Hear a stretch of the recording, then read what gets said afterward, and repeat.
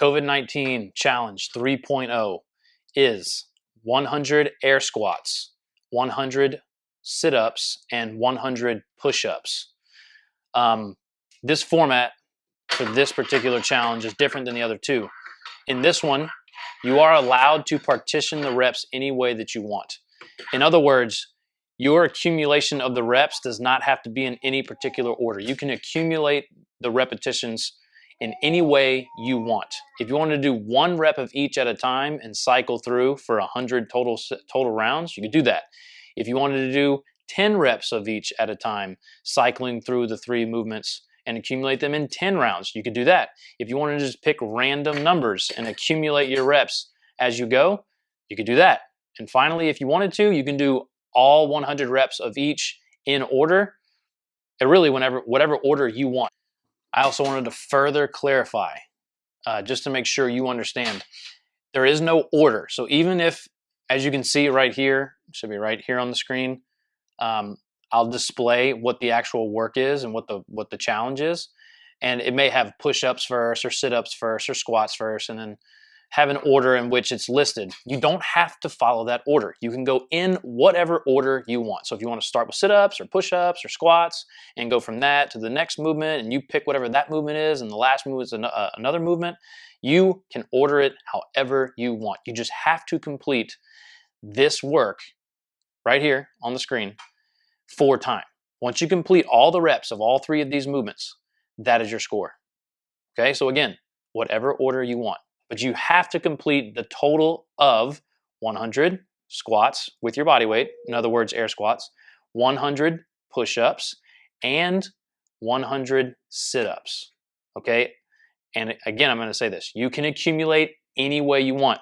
The fun part about this is that you can strategize so that you can complete the task, the total task, as fast as you can, okay? So it allows for a little gamesmanship, okay?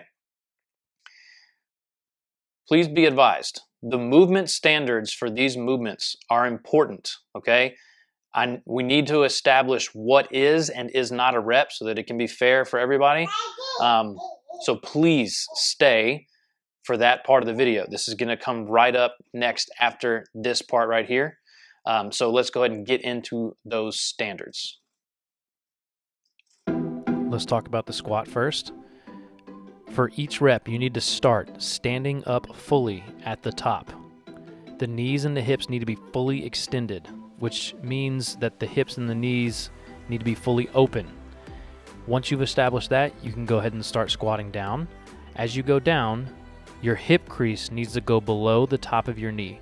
The hip crease is where the bend happens between the torso and the upper leg. That crease, the deepest part of that crease, needs to go below the very top of your knee, okay?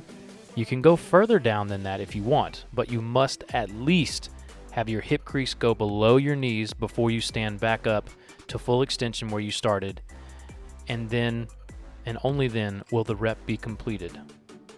And you must do this for every subsequent rep after that.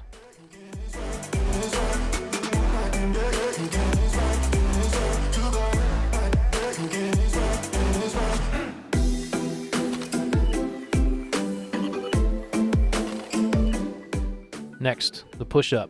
You must start laying down on the floor with your hands off the ground. Once you've established that position, you can place your hands on the ground and then press up. At the top of the push-up, you must come into a plank position where the shoulder, the hip, knee, and ankle are in one straight, rigid line. Those are the only 2 standards you have to meet for the push-up.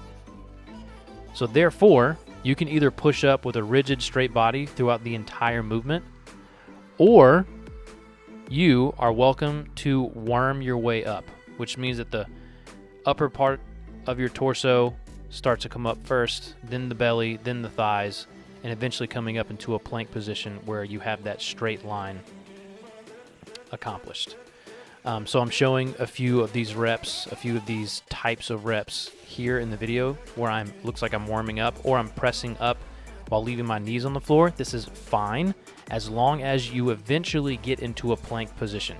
This will allow, for those of you who struggle with doing lots of strict push-ups, to do some reps without having to worry about doing them very strict, okay? So again, the only two things you have to accomplish is starting with your belly on the ground and your hands off the ground, and then pressing up into a plank position. You can get there any way you want.